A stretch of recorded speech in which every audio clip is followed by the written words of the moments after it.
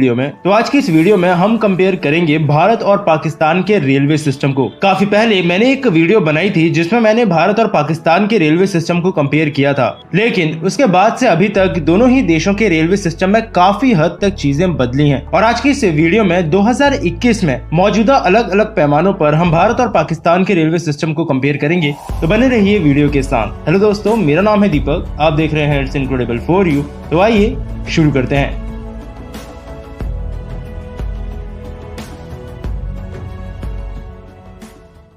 तो चलिए वीडियो की शुरुआत हम करेंगे भारत के रेलवे सिस्टम की शुरुआत से। 1845 में सबसे पहले भारतीय रेलवे को फॉर्म किया गया था। यहाँ पर भारतीय रेलवे से मेरा मतलब है वो भारत जो 1947 से पहले का था, यानी जब पाकिस्तान भी भारत का ही हिस्सा हुआ करता था। यानी कि ये कहा जा सकता है कि भारत और पाकिस्तान दोनों में ही एक तरह से अंग्रेजों ने ही इस रेलवे सिस्टम की शुरुआत की थी। 1853 में सबसे पहले भारतीय रेलवे की पहली पैसेंजर ट्रेन को चलाया गया था। 1947 में पाकिस्तान के भारत से अलग हो जाने के बाद उनकी रेलवेज को एक नई देश की रेलवेज का नाम देना था, जिस वजह से 15 अगस्त 1947 को पाकिस्तानी रेलवेज की फाउंडेशन डेट मानी जाती है। चलिए, ये बात हुई इन दोनों ही रेलवे सिस्टम की थोड़ी सी इंट्रोडक्शन की, और आगे की वीडियो की शुरुआत करते हैं और कंपैरिजन करते हैं दोनों ही रेलवे सिस्टम्स का। इंडियन रेलवेज की बात करें तो रेल भवन इस वक्त नई दिल्ली में स्थित इंडियन रेलवेज का हेडक्वार्टर है, जहां पर आजादी के बाद से अभी तक गवर्नमेंट ऑफ इंडिया ही इस रेलवे सिस्टम की प्रॉपर ओनर रही है, जबकि पाकिस्तानी रेलवेज का हेडक्वार्टर उनके पंजाब प्रोविंस में लाहौर के अंदर लोकेटेड है। और गवर्नमेंट ऑफ पाकिस्तान 1947 से लेकर अभी तक पाकिस्तानी रेलवेज को ओन कर रही है। बात करें इन दोनों ही रेलवे सिस्टम के टोटल ट्रैक लेंथ की, तो पिछले साल मार्च तक इंडियन रेलवेज का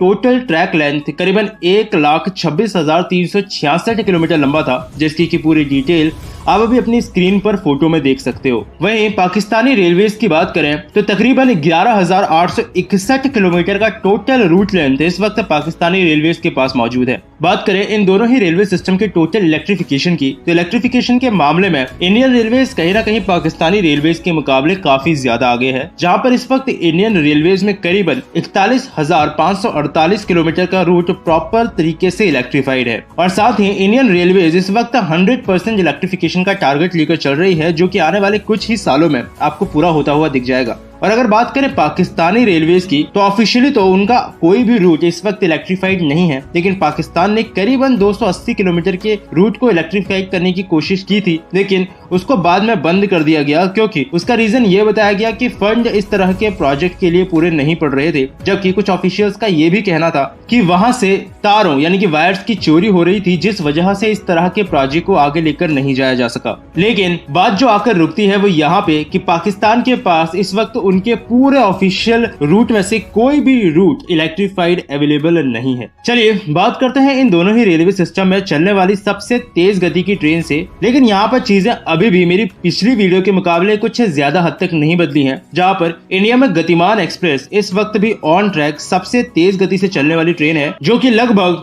160 किलोमीटर प्रति घंटा तक की रफ्तार को छूती है। लेकिन कैपेसिटी के मामले में ट्रेन 18 यानी कि वंदे भारत एक्सप्रेस गतिमान एक्सप्रेस से ज्यादा तेज चल सकती है, लेकिन उसे ऑन ट्रैक उसकी पूरी गति से नहीं चलाया जाता है। वहीं बात करें पाकिस्तान की, तो पाकिस्तान में ग्रीन लाइन एक्सप्रेस इस वक्त उनकी सबसे तेज गति से चलने वाली ट्रेन है, जिसकी रफ्तार अनुमान 130 किलोमीटर प्रति घंटे के आसपास रखी जाती है। चलिए बात करें इन दोनों ही रेलवेज में यात्रा करने वाले पैसेंजर्स की, तो लगभग 60 से 65 मिलियन लोग एक साल में पाकिस्तानी रेलवेज का इस्तेमाल करते हैं, जबकि 8.4 बिलियन के आसपास लोग हर साल इंडियन रेलवेज का इस्तेमाल करते हैं। यह आंकड़ा अभी थोड़ा ऊपर नीचे जरूर हो सकता है, क्योंकि पिछले साल कोरोना ने काफी हद तक चीजों को बदल दिया है, और शायद इंडियन और पाकिस्तानी रेलवेज दोनों ही अभी अपनी पूरी कैपेसिटी के साथ इस वक्त काम नहीं कर पा रही हैं। चलिए अगली चीज को कंपेयर करें तो वो हो सकती है कि दोनों ही रेलवेज में इस वक्त कौन सा लोकोमोटिव सबसे ज्यादा पावरफुल है। तो बात करें इंडियन रेलवेज की, तो शायद आपको पता होगा कि WAG-12 इस वक्त इंडियन रेलवेज का सबसे ज्यादा पावरफुल लोकोमोटिव माना जाता है, करीबन 12,000 की हॉर्स पावर के साथ, जिसे फ्रेंच कंपनी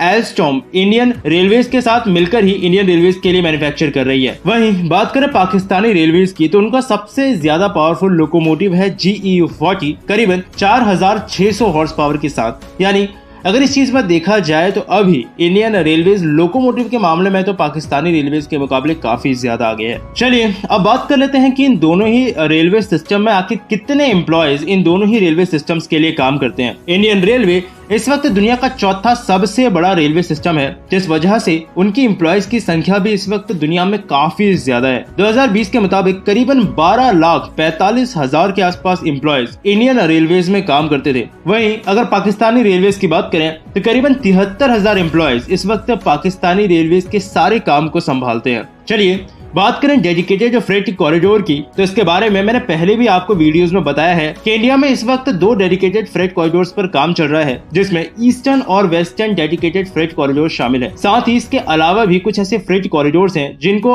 अभी तक अप्रूवल मिला है और आने वाले समय में आपको उनमें भी भारत में काम होता हुआ दिखने लगेगा। डेडिकेटेड फ्रेट कॉरिडोर्स बेसिकली आज के समय में हर एक देश की जरूरत बनता जा रहा है, क्योंकि उसकी मदद से आसानी से और कम कीमत में सामान को एक जगह से दूसरी जगह तक पहुंचाया जा सकता है। और जनरली हर किसी डेवलप्ड नेशन के पास आज के समय में डेडिकेटेड फ्रेट कॉरिडोर्स अवेलेबल है। वहीं अगर बात करें पाकिस्तानी रेलवेज की, तो आज से करीबन 5 से 6 साल पहले Pakistani railways basically dedicated freight corridor को पाकिस्तान में लेकर आने के लिए एक कॉन्सेप्ट को लेकर आई थी और उसी समय लोकोमोटिव और ट्रैक लेंथ वगैरह पर अलग अलग चीजों को लेकर स्टडी हुई थी। लेकिन जमीनी हकीकत पर आज भी ऐसा कोई प्रोजेक्ट पाकिस्तानी रेलवेज के पास ना ही मौजूद है और ना ही फ्यूचर के लिए इस वक्त ऐसी कोई खास इस प्रोजेक्ट की प्लानिंग दिख रही है। चलिए अगर दोनों ही कंट्रीज के रेलवे सिस्टम की बात हो ही रही है तो मेट्रो ट्रेन का नाम भी जरूर आएगा। बात करें इंडियन रेलवेज की, तो करीबन 13 सिटीज में इस वक्त इंडिया में वेल कनेक्टेड मेट्रो सिस्टम चलता है, जहां पर करीब 8 सिटीज में इस वक्त इस मेट्रो का काम अंडर कंस्ट्रक्शन है और 21 के आसपास शहरों में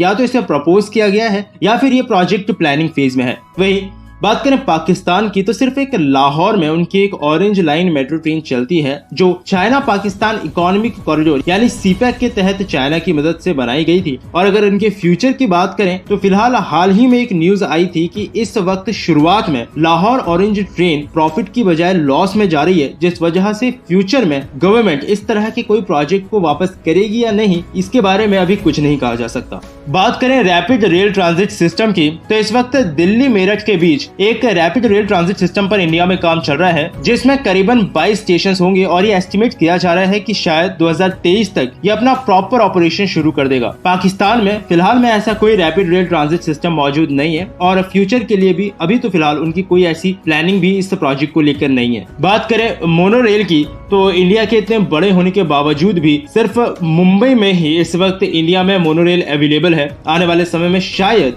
आपको ढोलेरा जैसी स्मार्ट सिटी के अंदर मोनोरेल देखने को मिल सकती है, जबकि पाकिस्तान में भी किसी भी शहर में उनके अभी मोनोरेल का सिस्टम अवेलेबल नहीं है। और अगर बात करें दोनों ही रेलवे सिस्टम के लग्जरी ट्रेन्स की, तो काफी लोगों को ये पता होगा कि भारतीय रेलवे में बहुत पहले से ही काफी सारी लग्जरी ट्रेन्स अवेलेबल हैं, जो कि बहुत सी जगहों पर भारत को रिप्रेजेंट करती हुई आई हैं। पाकिस्तान की बात करें तो इनके हिसाब से भी कुछ लग्जरी ट्रेन उनके पाकिस्तानी रेलवेज में अवेलेबल है, जैसे की जिन्ना एक्सप्रेस, लेकिन वो इंटरनेशनल लेवल पर सेमी लग्जरी ट्रेन कही जा सकती है, क्योंकि वो आज भी दुनिया की टॉप लग्जरी ट्रेन में नहीं गिनी जाती हैं। वहीं अब अगर आखिर में बात की जाए इन दोनों ही रेलवेज के फ्यूचर प्रोजेक्ट्स की, तो इंडियन रेलवेज के इस वक्त काफी हद तक कई सारे फ्यूचर प्रोजेक्ट्स मौजूद हैं, जिसमें रैपिड रेल ट्रांजिट सिस्टम्स मौजूद हैं, काफी सारे बुलेट ट्रेन के कॉरिडोर हैं, जिसमें अहमदाबाद मुंबई के बुलेट ट्रेन कॉरिडोर पर इस वक्त काम चल रहा है और साथ ही कई सारे कॉरिडोर के टेंडर भी इस वक्त तक जारी कर दिए गए हैं। 100% इलेक्ट्रिफिकेशन का टारगेट तो इंडियन रेलवेज इस वक्त अपने साथ लेकर चल ही रहा है। स्पीड अपग्रेडेशन के मामले में इस वक्त इंडियन रेलवेज काम कर ही रही है, लेकिन आने वाले समय में वो अच्छी पहचान अपने नाम से दुनिया में बना सकती है, क्योंकि आने वाला समय हाई स्पीड रेल्स का ही होने वाला है। वहीं अगर बात की जाए पाकिस्तानी रेलवेज की, तो पाकिस्तानी रेलवेज का जो इस वक्त मेन टारगेट है वो ये है